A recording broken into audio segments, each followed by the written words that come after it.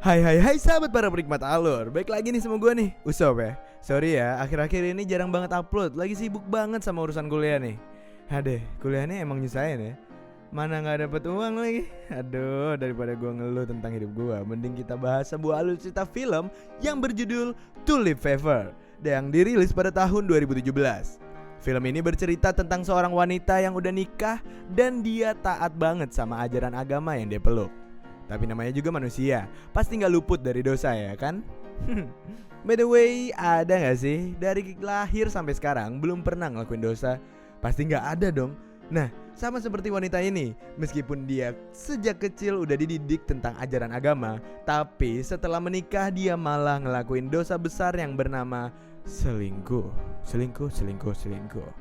Padahal suaminya wanita itu orang yang kaya raya, baik hati dan selalu memperlakukan istrinya dengan sangat baik. Tapi ya namanya juga wanita, gak sedikit juga cewek yang suka selingkuh. Ya guys ya. Karena udah kebanyakan ngomong, kita langsung aja mulai videonya. Tapi gue ingetin lagi buat klik tombol subscribe dan nyalain lonceng notifikasinya biar kita cepet bahagian orang tua. Go shop, enjoy the plot.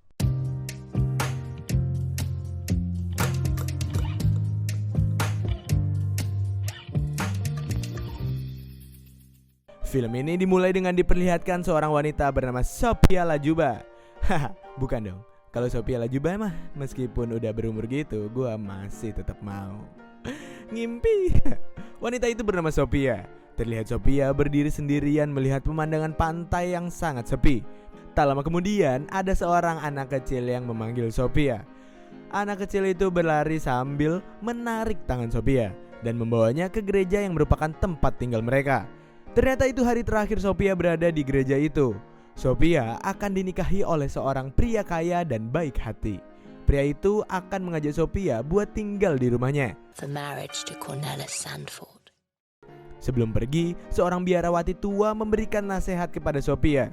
Biarawati itu bilang jika Sophia harus taat dan selalu setia kepada suaminya baik dalam hal suka maupun duka. Tak lama kemudian datanglah kereta kuda untuk menjemput Sophia.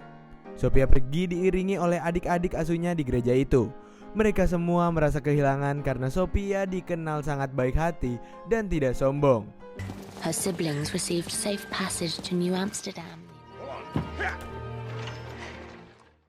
3 tahun berlalu dan kini Sophia hidup dalam kemewahan bersama suaminya yang bernama Cornelis Sandford. Meskipun hidup dalam kemewahan, tapi kehidupan rumah tangganya Sophia dan Cornelis ini masih punya kekurangan, yaitu seorang anak. Yap, meskipun mereka udah 3 tahun menikah, tapi mereka masih belum dikaruniai seorang anak. Sampai pada suatu hari, rekan kerjanya Cornelis menyarankan agar Cornelis mengembalikan Sophia ke gereja lagi karena tidak mampu memberikan keturunan. Rekan kerjanya itu juga menyarankan agar Cornelis menikahi gadis lain. Tapi Cornelis menolak usul itu karena dia sangat mencintai Sophia. Which reminds me, that woman in Utrecht, she keeps been wasting yours. Di rumahnya yang mewah itu, Sophia memiliki seorang asisten rumah tangga yang bernama Maria. Sophia dan Maria ini memiliki hubungan yang sangat dekat. Mereka lebih terlihat seperti sepasang sahabat daripada atasan dan bawahan. Maria mempunyai seorang pacar yang bernama William, yang bekerja di pelabuhan sebagai seorang pedagang ikan. Maria dan William sering sekali bertemu di dapur mewahnya Sophia, dan tak jarang mereka melakukan pergenjutan duniawi. Suatu hari Maria dan William asik banget melakukan pergenjutan duniawi karena pergenjutan kali itu begitu nikmat. William ini lupa mencabut batangnya dan keluar di dalam hingga menyebabkan Maria bunting. Maria merahasiakan kehamilannya itu dari semua orang karena pada zaman itu wanita hamil tidak akan diizinkan bekerja. Makanya kalau ada yang tahu dia hamil, otomatis Maria akan dipecat dari pekerjaannya sebagai asisten rumah tangga di rumah Cornelis. Apalagi jika hamil di luar nikah, maka Maria akan dimusuhi dan dikucilkan oleh orang-orang. Keesokan harinya Maria datang ke seorang dokter kandungan untuk bertanya kenapa dia gak hamil-hamil. Sophia merasa gak enak hati sama suaminya karena dia gak bisa ngasih keturunan. Padahal suaminya udah memperlakukan dia dengan sangat baik. Dokter itu lalu memeriksa Sophia. Karena parasnya Sophia yang begitu menawan, dokter itu menjadi sakne dan mulai melepas resletingnya. Sophia yang melihat itu tentu menjadi kaget. Sophia menampar si dokter dan pergi gitu aja. It would help me to conceive. To give my husband a child. 1,000 apologies. Sophia dan Cornelis tidak berputus asa gitu aja. Mereka terus berusaha dan berdoa agar segera diberi keturunan. Tapi hingga saat itu pasangan suami istri itu masih belum diberi keturunan. Scene berpindah dan terlihat Cornelis dan Sophia sedang makan bersama. Tiba-tiba aja Cornelis kepikiran untuk memanggil pelukis terhebat saat itu untuk melukis mereka berdua. Sophia setuju-setuju aja sama ide suaminya tersebut. Tak lama kemudian datang seorang pelukis muda tampan bernama Jan van Loos. Jan terpesona melihat Sophia yang berdandan cantik memakai gaun berwarna biru.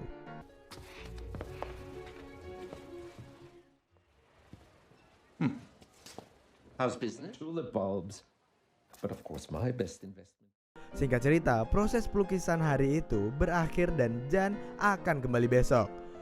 Tapi Sophia bilang ke suaminya jika dia nggak mau Jan yang melukisnya. Sophia merasa jika Jan sama sekali nggak sopan terhadap Cornelis. Cornelis pun oke-oke aja sama permintaan istrinya itu. Tapi pada malam harinya saat Sophia dan Cornelis sedang melakukan perkejutan duniawi, tiba-tiba Sophia berubah pikiran dan bilang ingin Jan melukisnya lagi. Cornelis sedikit heran tapi dia tetap menuruti permintaan istrinya itu. Besoknya Jan melukis Sophia seperti biasa dan ditemani Cornelis di sampingnya. Tiba-tiba rekan kerjanya Cornelis datang dan bilang ada urusan mendadak. Cornelis pun harus pergi untuk mengurusi hal itu. Kini tinggal Jan dan Sophia aja yang berada di ruangan itu. Sophia berpose sambil memegang bunga tulip di tangannya. Sambil melukis, Jan terus memuji kecantikannya Sophia. Lama-kelamaan Sophia jadi baper dan mulai menaruh hati pada Jan. That's the color of blue the Italian masters used for the mother of Jesus. From a blue stone mined in one place only and far away. Setelah melukis wajahnya Sophia, Jan melanjutkan untuk mewarnai lukisannya itu. Selama mewarnai, Jan terus kepikiran dengan paras cantiknya Sophia. Jan menjadi tidak tenang dan akhirnya memutuskan untuk pergi menemui Sophia.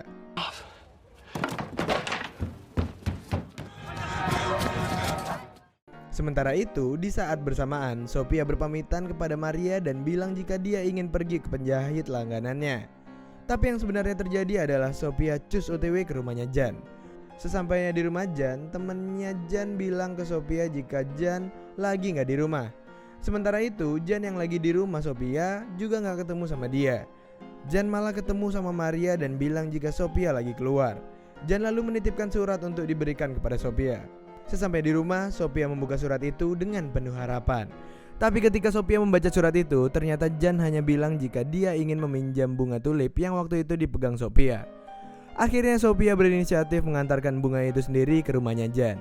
Pas sudah nyampe di rumahnya Jan, mereka berdua terdiam dan saling bertatapan. Dan karena suasana sangat mendukung, Jan langsung nyosor ke bibirnya Sophia. Dan mereka pun melakukan pergenjutan duniawi. Itulah pertama kalinya Sophia berkhianat terhadap suaminya yang begitu baik dan sangat menyayangi Sophia. Keesokan harinya Cornelis berniat mengajak Sophia untuk menemaninya ke kota dan berkumpul dengan orang-orang kaya lainnya. Tapi Sophia menolaknya dengan alasan dia masih masuk angin. Akhirnya Cornelis pergi ke kota sendirian. Dan setelah Cornelis sudah pergi, Sophia langsung cus OTW gas ngeng ke rumahnya Jan untuk memuaskan apa membemnya yang udah becek banget. Tanpa pemanasan, mereka langsung melakukan perkejutan duniawi dengan sangat nikmat. Tapi William pacarnya Maria melihat kejadian itu.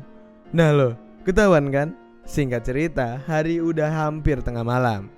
Karena keasikan reproduksi, Sophia ini jadi lupa waktu. Dia pun berlari terbirit-birit menuju rumahnya karena Cornelis akan segera kembali dari kota. Singkat cerita, Sophia berhasil sampai di rumahnya tepat waktu. Dan ketika Cornelis pulang, Sophia udah di kamar sambil pura-pura bobo.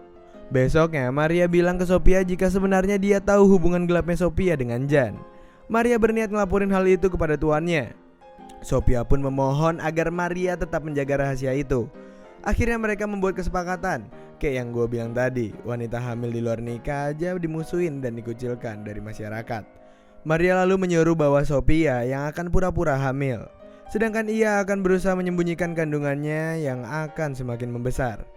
Mereka berdua setuju dengan rencana itu. Akhirnya Sophia bohong ke Cornelis dengan bilang bahwa dia sedang hamil. Cornelis sangat senang karena doanya dikabulkan Tuhan dan dia akan segera memiliki keturunan. That the baby should be spared. I'm going to have our child. Besoknya mereka memanggil dokter yang sakne sama Sophia di awal film tadi untuk ngecek kondisi kandungannya Sophia. Tapi sebelumnya Sophia dan Maria udah bersekongkol sama dokter itu untuk memalsukan kehamilan Sophia. Singkat cerita, 9 bulan berlalu dan bayi di dalam kandungan Maria berhasil dilahirkan. Maria membawa bayi itu kepada Cornelis dan mengatakan jika itu adalah anak kandungnya Cornelis dengan Sophia. Awalnya Cornelis sangat bahagia melihat bayi mungil itu, tapi Maria juga membawa kabar duka kepada Cornelis. Maria bilang jika Sophia harus mempertaruhkan nyawanya untuk melahirkan anak tersebut. Padahal yang sebenarnya terjadi, Sophia lari ke rumahnya Jan dan bersiap kawin lari dan menetap di Belanda. Suatu hari Maria bertengkar hebat dengan William. Cornelis mendengar pertengkaran mereka. Lalu secara spontan, mereka bilang jika bayi itu adalah anak kandungnya dengan William, bukan anaknya Cornelis dengan Sophia.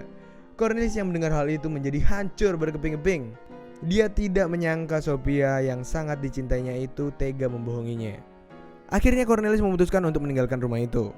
Dia ingin melupakan semua kenangan kelamnya bersama Sophia.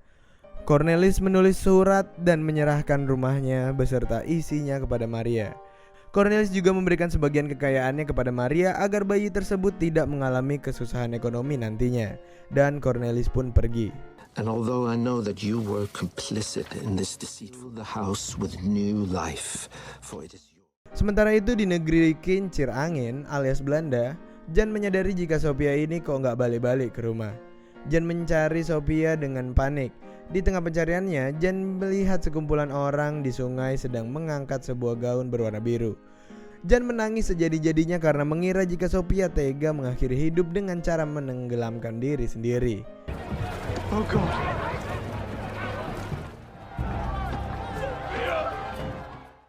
8 tahun berlalu dan terlihat Jan sedang melukis di gereja tempat dulu Sophia tinggal sebelum menikahi dengan Cornelis. Secara kebetulan Jan melihat Sophia di sana dan udah menjadi biarawati. Sophia menyesali segala perbuatan dan meminta pengampunan kepada Tuhan. Sebagai bentuk pertobatannya, Sophia menyerahkan diri sepenuhnya untuk melayani Tuhan. Sementara itu, Cornelis diceritakan memulai usaha bisnis rempah-rempah dan sangat sukses. Bahkan kekayaannya 3 kali lipat dari sebelumnya. Oh ya, Cornelis mulai usaha rempah-rempahnya di sebuah tempat bernama Batavia, atau sekarang lebih dikenal dengan nama Jakarta. Sementara itu, Maria terlihat hidup bahagia bersama William berkat warisan yang ditinggalkan Cornelis untuknya. Kini Maria dan William udah sah menikah dan mereka dikaruniai 6 orang anak. Dan film pun tamat. Itu tadi alur cerita film Tulip Fever dari Nikmatin Alur. Emang Sophia ini tipe cewek yang kalau dikasih hati dia malah minta Wagyu A5. Ngelunjak banget gitu loh. Kurang si Cornelis apa coba? Udah tajir, baik, gak neko-neko, gak selingkuh, sayang sama istri. Pokoknya tipe suami perfect banget lah. Tapi si tai Sophia malah selingkuh. Coba bayangin perempuannya. Why gitu? Why? Memang DNA cewek tuh lebih suka selingkuh daripada cowok ya. Betul gak? Ya udah, sekian dulu video kali ini. Gua Usop, I love you 3000.